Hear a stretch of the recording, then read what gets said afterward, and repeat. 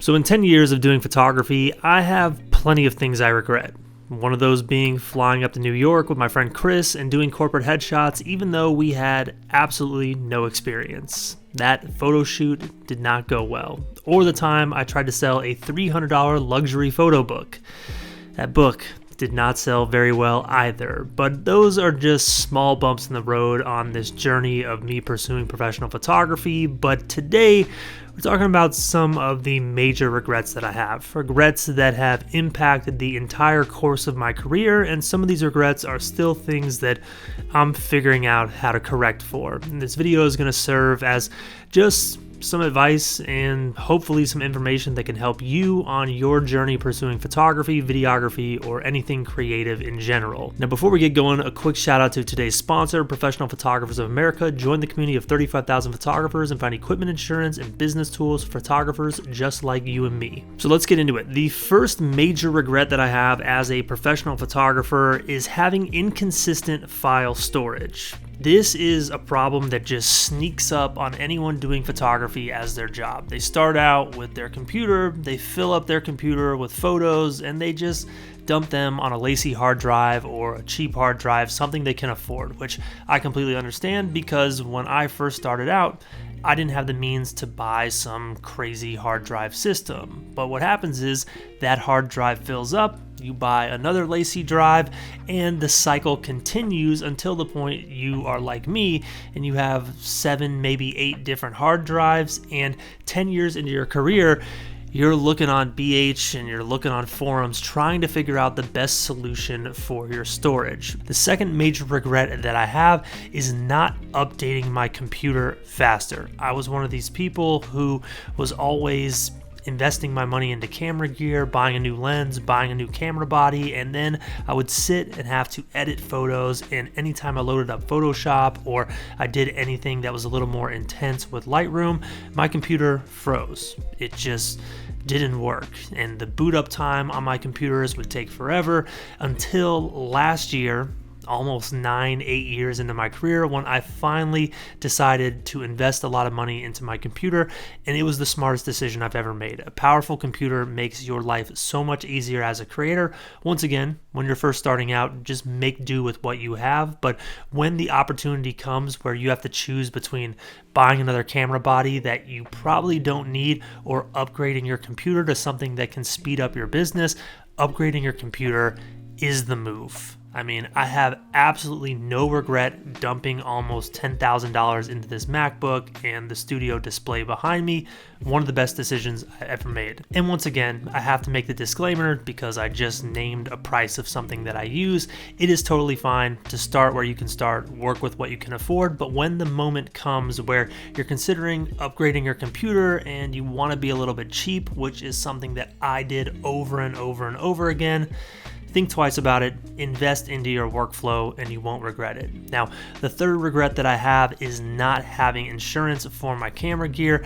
There was a time when I was out on a shoot. Luckily, this was a couple years ago. I've been pretty lucky ever since, where I dropped a lens on the ground, $1,600 just broken right there, and I had no way to cover that. I had no way to get any money for the value of that lens back to me, back to my business.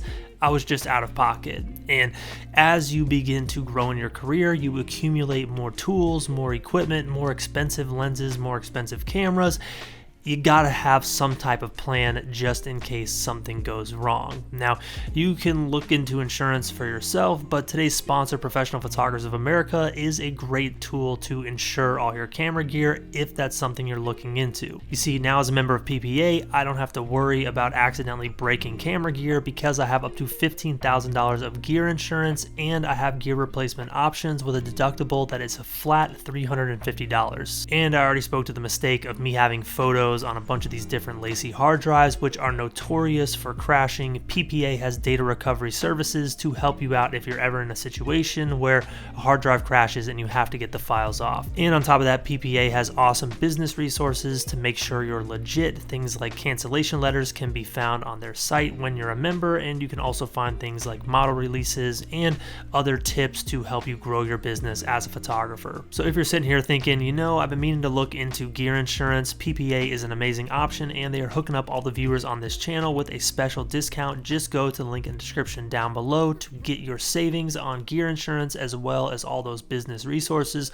Whether you're a photographer just starting out or you're looking to take your business to the next level, Professional Photographers of America, also known as PPA, is where you need to be. Now, the fourth major regret that I have in my career is relying on one client too much. Now, this story goes all the way back to 2015 to 2020, and I want to preface this story by saying that this has nothing to do with this particular client. This was all on me as a business owner, a photographer, and someone who just got lazy and naive. But the story goes, around 2015, I started working with one retainer client, Epitome ATL in Atlanta. I did all their social media work, I did all their visuals for web, email, anything you saw from them, I made. And in 2015, 2016, 2017, I was very diligent to continue networking, continue outreach to potential clients, and I was getting freelance clients in alignment with Epitome ATL, or in conjunction with Epitome ATL, I should say. But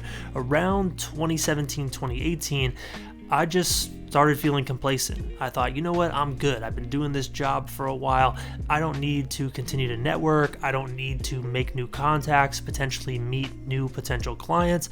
I'm just gonna focus on this. And eventually, all good things come to an end, which was 2020 for me. Unfortunately, Epitome ATL had to close, and when they closed, I found myself basically stuck. I had no connections, no network, no potential prospects, and I essentially had to completely restart. Now, in the end, it all worked out. I was able to pivot more into my creative ambitions with photography, do more street photography, more artistic stuff, but sometimes I do wonder what my life would be like had I continued to have some clients on the side and not have this more random, sporadic freelance thing that I have now.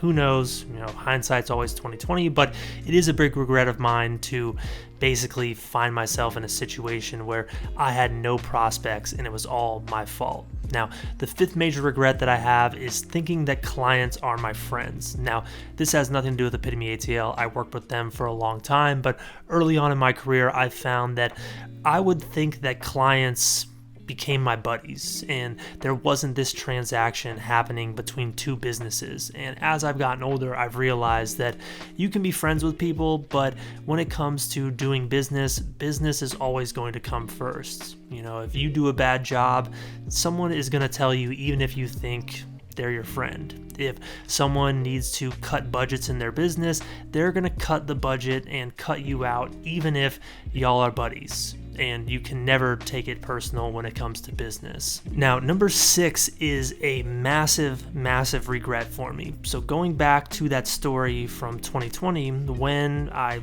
lost that main client and found myself stuck, I pivoted more into the creative side of photography that I was doing a lot of street photography at the time. I was going out and doing a lot of small town stuff because of all the regulations of 2020. And on this YouTube channel, as well as on my social media, people were asking me, how do you edit these photos? Do you have presets? And when I look back on 2020, I realized that was a massive boom on the internet for e-commerce. And the biggest regret that I have is not adapting my thinking. When things change, you need to be able to change your mind about something. This is extremely important, especially in a business like creativity that involves the internet, where things are constantly changing. You see, at the time in 2020, I had been adamant that I never wanted to offer presets to emulate my edits to other photographers. I thought it was a shady business. I thought it was a business that